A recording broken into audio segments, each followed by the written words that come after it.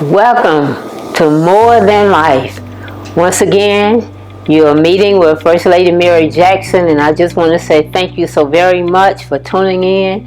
As I indicated on last week, I will continue the process that I had started going. But first of all, I just want to make sure that you know that I appreciate your support, I appreciate your prayers and your love. So I thank God for each and every one of you.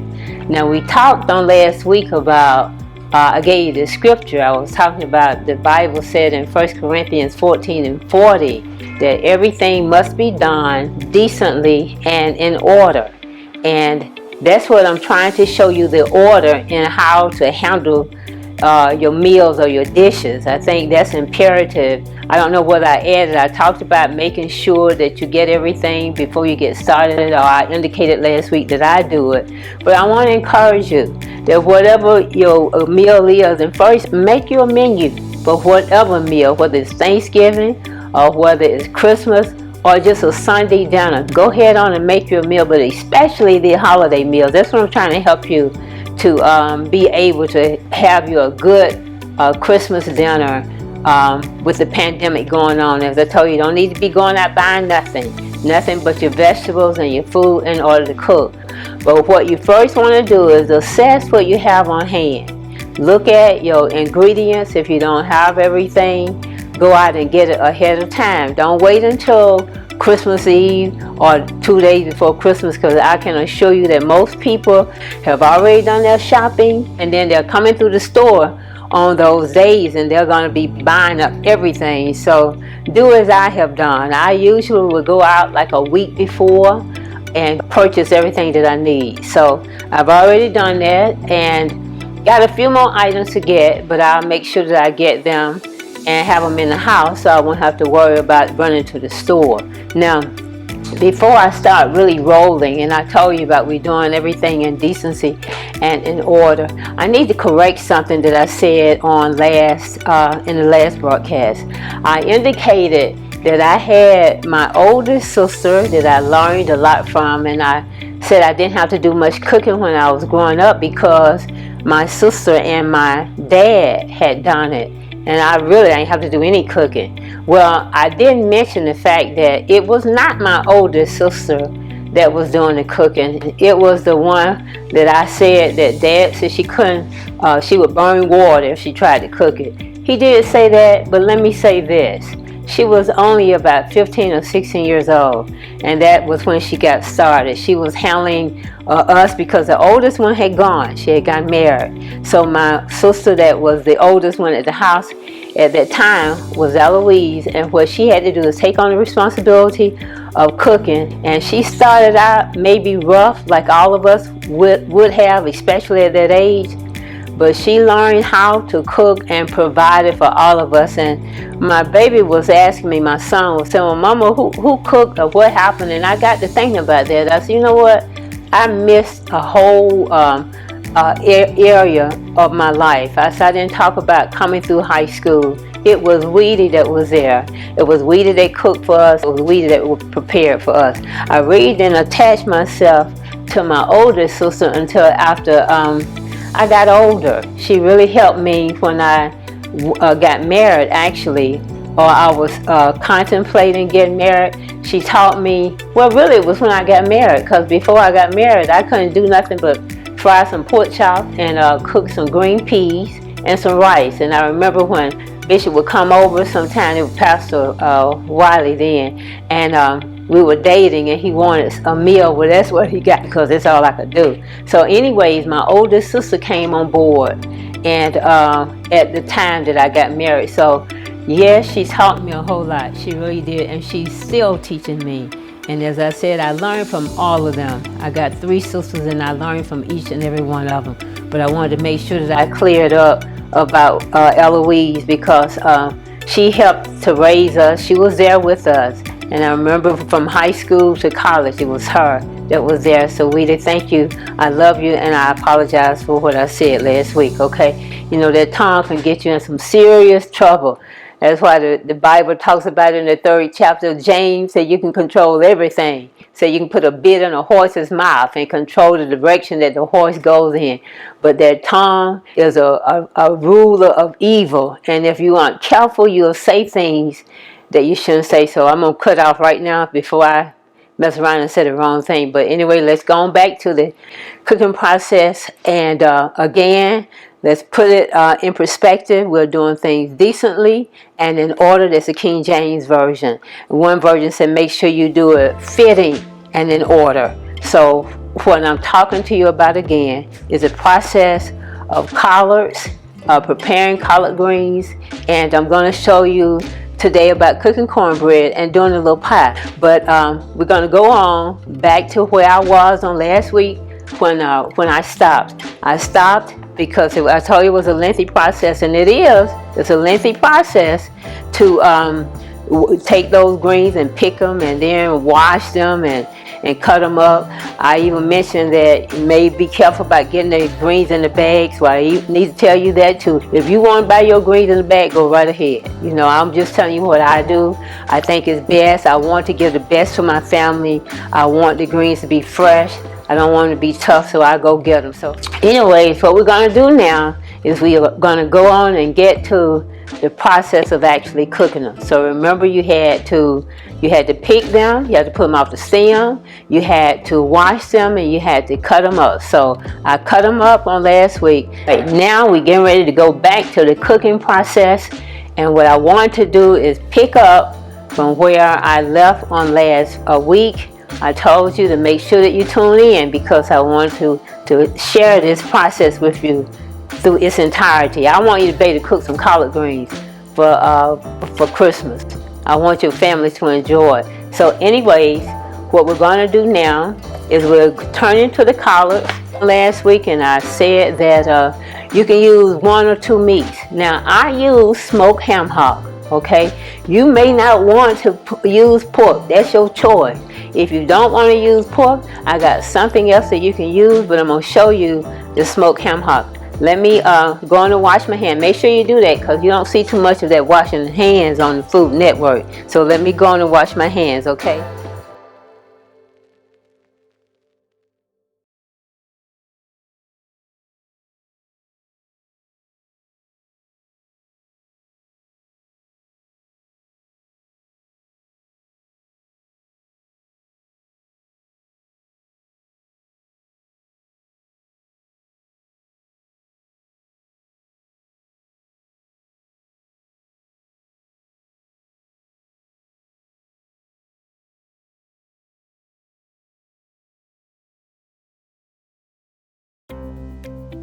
Now, we're getting ready to begin cooking them, but I want to capture everything that I said because I want to remind you that I told you last week about getting you a fresh bunch of collards, and I encourage you to get them from a market, not one of the little jump out grocery stores. And the reason why I say that is because at the market they're not as dirty. At the grocery stores, you don't have the kind of space. So they got them on the floor, so you're gonna have to wash them many more times. But I encourage you, I said from 4 to 6 times. Okay. Now, when I got these, I only had to wash them. I did 5 times just to be sure, but actually they were clean on the 4th washing. But anyways, after you get through doing that, you wash them, you pick them. I told you to check each leaf. I do that. I got that from Miss Janet Moore. I appreciate that. Pick each leaf and wash the leaf. That's what I got from Miss Janet Moore. I told you that how you can tell if your greens are clean. I said you can touch the bottom of the sink or whatever you're washing them in. If you feel grit or sand, then you know that you need to keep washing them, okay? So once you get them clean, then I showed you the process of cutting them up. I cut mine up small. You don't have to cut them up that small if you don't want to. But I cut them up, and that's where we stopped last week. So today, I'm going to show you the rest of the cooking process. Now, what I mentioned last week, I said you can either use the method that I use, or you can use something else in cooking your greens. Okay, so this is what I use right here. I use smoked ham hock. Okay, When you get these smoked ham hocks, you don't just drop them in the water. You need to wash them, clean them up. So you clean them up, and I just want to show you that. I've already dropped 2 in the water. I got plenty of water in here, as you can see, but the only reason being is because you need to let them cook. They need to really cook, almost completely done when you cook them, because these greens, and as I said on last week, these Georgia greens, these greens what you get at this season, they are very tender. So you don't have to cook them real long, probably no more than about an hour at the most if you have to cook them that long. So I put my ham hock in there. I just turned the stove on. And what I usually do is I go on and season my my water. I put all my seasoning in there. And what I add to my boil, first of all, I got 2 ham hocks in there. I learned this from my big sister, from my oldest one, Sister P. The more meat you put in there to season them with, the better the taste is. So if you're being skimpy with your seasoning, then they may not be as good. They're probably not going to be as good as mine anyway. We know that. But anyway, they can come close, okay? But I put 2 ham hocks in there, and I'm going to get about maybe a 1/4 cup of sugar. I put sugar in there. I put salt in there, and I also put a secret ingredient, and you're getting ready to find out something that don't many people know about, that my big sister told me. But what that is that it's the oil that you may fry chicken in, or you may cook fried pork chop in. Any oil that you use that you fry with, save it. You don't want to save it forever, but save it, because you can pour it into your greens, you can pour the oil into your beans, and it just enhances the flavor of them, okay? So I'm going to get everything that I need, and I'm going to show you what I'm doing, so you'll see this and you'll know exactly how to do it. But let me show you. I'm going to go on and put in my sugar.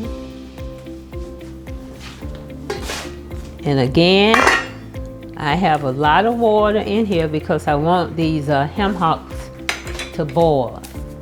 Then I sprinkle me some salt, and I just sprinkle in here.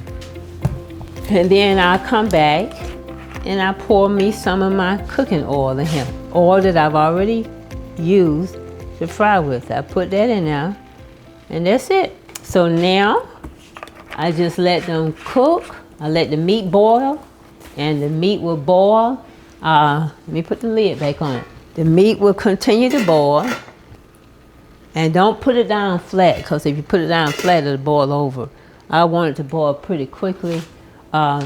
You probably need to boil this meat, I'll say probably about 45 minutes. You need to make sure that it's almost done. Because again, let me reiterate that it's not going to take these collards long to cook. Probably no more than about 30 to 45 minutes. Well, I'll say 45 minutes to an hour. So, and you want to make sure that the water boils out. You don't want as much water in there as you put I have in there. I'm only doing that to cook my meat, okay? So, and what I have is about 3/4 of boiler full of water.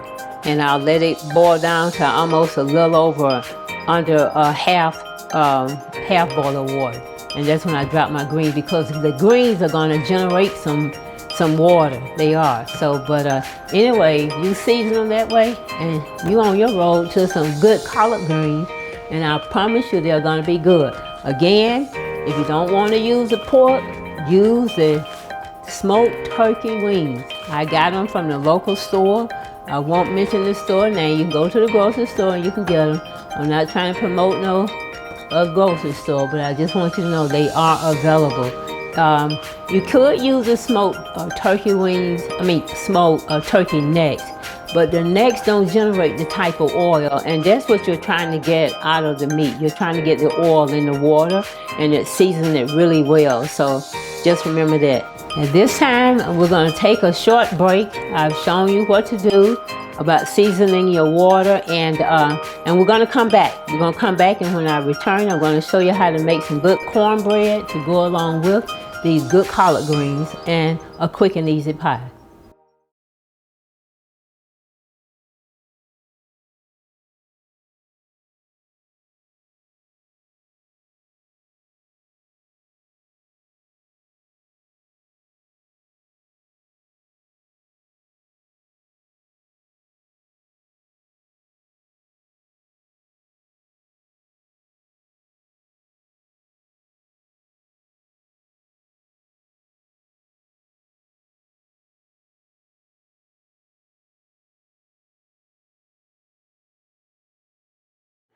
Welcome back to MJ's Kitchen.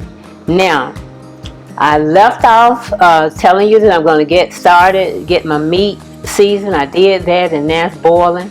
And once the water boils down, I'm going to drop my collards. So what I'm going to do now is move the collards out of the way, and I'm going to show you how to make some delicious cornbread. It won't take long. So I'll move them over.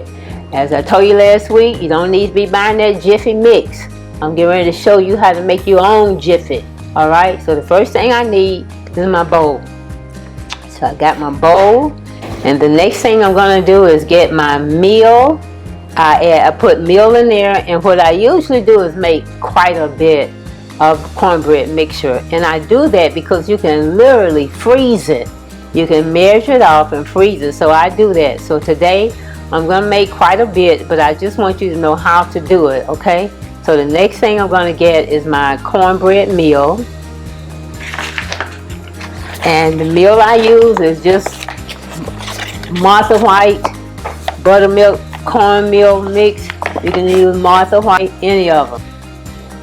And I'm not going to measure that because I'm just going to pour quite a bit in here.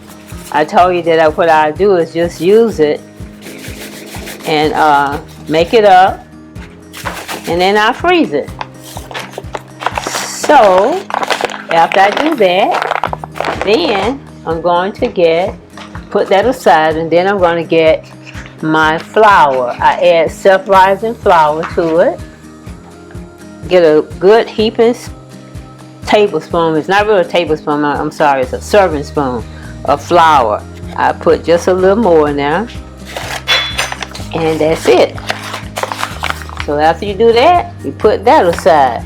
Now what you want to do is take your sugar, and depending on if you like sweet cornbread, in my family we like the cornbread to have a sweetness to it. So I just sprinkle the sugar in there, put that aside, and then I crack 2 eggs. And don't crack your eggs in your mix in case a shell fall in there. I'm sure there's a proper way to crack these eggs, and I know my older sister can tell me how, but I'm just cracking them, and I'm putting one in here at a time. I probably have measured out about 3 cups of cornmeal mix. So if you're trying to keep up with it, then just do it that way. Now what I'm going to do is actually add buttermilk to it. So this is not non-fat buttermilk, this is whole milk buttermilk. So I pour that in there, and I just pour some of it in here. Now you don't have to use buttermilk. My older sister told me, she said, you don't have to put buttermilk in there, but I put it in here anyway. So you just stir it up. I got my eggs in here. I'm going to stir it. I put some more buttermilk in here because you can see that it's still sort of dry. So I'm going to add some more. Again, as I said, I'm making cornbread mix for the family, and I can freeze it so that way when I cook, I don't have to do it every time. This is just something that I chose to do, and I really think I learned this now truly from my big sister. So you can freeze and stuff, because when you buy it, you go to Sam's, and you know they even sell macaroni and cheese. People go in there and buy that, God forbid. One day I'm going to show you how to make some good homemade macaroni and cheese so you don't have to buy nothing from Sam's. Now this is another secret ingredient. The same oil that I put in my collards, I put this cooking oil in my cornbread mix. And it's oil that I have used. So you put quite a bit in there. Keep you from having that stiff cornbread. This way your cornbread is going to be soft. It's going to be good. And it's going to be sweet. And that's really all you do. So what I did, I put my cornmeal mix in there. Again, you can use White Lady, Aunt Your Mama. You can even use Great Value, whatever Walmart brand is. Just the seasoning is what matters. So now I got it. and it's ready. I put the sugar in there, buttermilk, 2 eggs. That's what I put in, and put my cooking oil. And that's it. So I'll show you what it looks like in the end. But you can get some little quart bags if you're single and you like cornbread. You get the little quart bags if you're a family person. Depending on how many people you got in the family, then you can go ahead on and put the cornbread mix in a gallon bag. But you can freeze it. And you won't keep it for a very long time if your family like cornbread. Now, if you make the kind of cornbread I just showed you how to make, your family gonna want cornbread. They'll eat their cornbread with just some butter if you do it like I told you. But that's it for the cornbread mix. I told you it'll be quick and easy. And now I want you to sit back. I'm getting ready to show you how to make a quick pie for Christmas. You don't have to go to the store and buy no store-bought pie. I'm going to show you how to make a quick pie. If I had time, I would show you how to do a pound cake, but I don't have time this time. But I'm going to show you how to make a cherry cream cheese pie real quick. All right, now I'll show you how to do some good cornbread. And again, as I said, if you want it sweeter, then you put more sugar in there. But as far as, and it was probably about 2 or 3 cups of meal that I use, and I use a serving spoon, a big heaping spoon of flour, self-rising flour, and I use the self-rising meal. And again, I put the oil in there, I put 2 eggs and the sugar, and that's it. Now, what I've done, I bagged it all up. I told you that you can make a whole lot of it. I bagged it up and I'm going to freeze it. Again, you can freeze it and it's still good. It's just like you prepared it the same day. You just have to take it out. Let it sit in the refrigerator to thaw out. Don't let it thaw on the sink, just on your counter. But you see that I have my little bread pan here. Now, you need to put some water in these empty spots, because if you don't, then your bread pan is going to burn up. So I put just a little water in here before I actually put it inside the oven. So what I'm doing now is waiting on the oven to warm up completely, and you can bake this cornbread on 400. And what you want to do is bake your bread at the very end of your meal. And when you're preparing your meal, don't bake it early because it will get cold. It doesn't take no longer than about probably 10 minutes at the most to cook that cornbread. So you bake your cornbread on 400. And then it'll be close to eating time, and it'll be even better. So I'm going to put some water in these little slots. I want to show you that. And I'm also going to check and see what my oven is doing, because I want it to get up to the temperature of 400. So let me get something to put the water in, okay? Okay, my oven is still warming up. So I put my bread aside, and what I'm going to do is show you how to do a quick pie. Okay, my oven is still warming up. So I put my bread aside, and what I'm going to do is show you how to do a quick pie. And here are my ingredients. I have the Duncan Hines, and it's the pie filling and topping. So I'm going to use it as a topping today. But the pie is real simple. Sit it in front of you. Sit it in front. What you need, let me put my mix over here. First thing you need to do is get you some Philadelphia cream cheese. I've already opened mine. You want to have it at room temperature.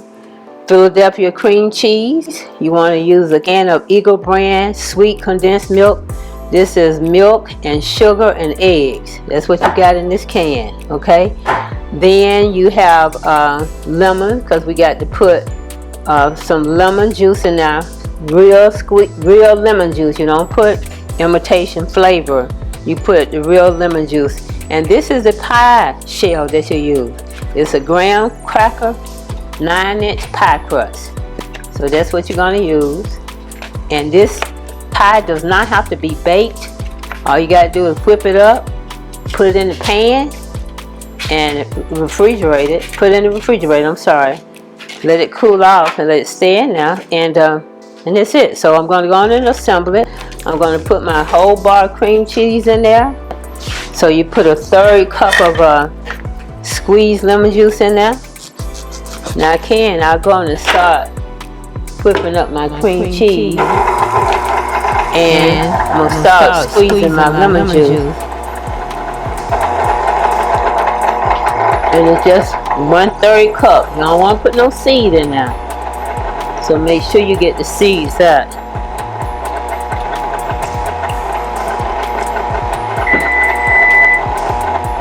Okay.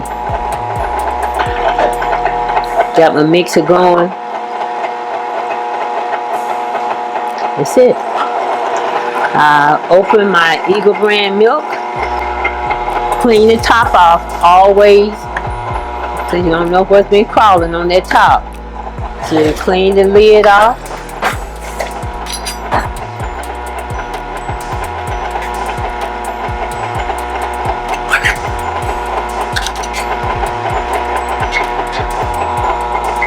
You pour your Eagle brand milk in there.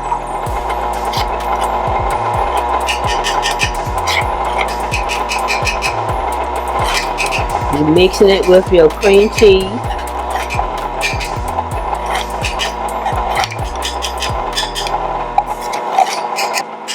And then I put my lemon juice in there and I let it rip.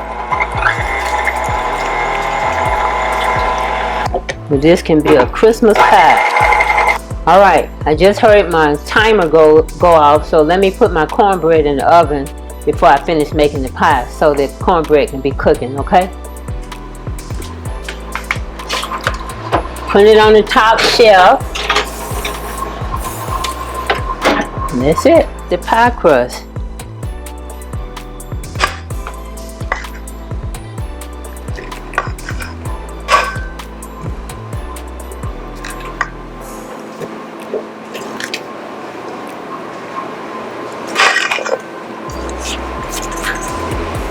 And you're gonna let this sit for 2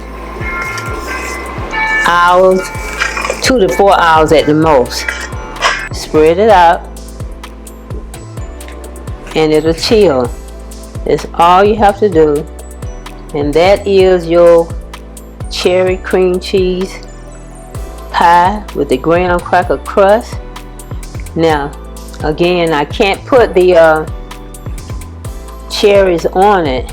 You can put cherries or you can put blueberries, but since it's Christmas, you want to use some cherry. So this is about. All right, well, that's it. That's everything. I'll cover you on the greens, I'll cover you on the cornbread and the pie. So now we're just waiting for the greens to finish cooking, and as soon as they finish cooking, my family and I, we're gonna sit down with some collard greens and cornbread because it should be cooked by then, and we're just gonna sit and enjoy it. I'll be back in a second. I got my family served and they're here eating the fresh collard greens, and now they're getting ready to dig in and enjoy. You know I don't wait. So. And so we're gonna eat the collards and cornbread muffin. And so that's it. I see they're enjoying themselves. They're about to eat up all of the collards. I hope Bishop and Wiley have some left. But anyways, thank you all so very much. Thank you for tuning in today. Hope you gleaned something from what I shared with you. And again, as I said, if you use the instructions, use the ingredients that I use, and I promise you, you'll have a great Christmas. And God bless each and every one of you. Thank you for joining us with More Than Life from MJ's Kitchen.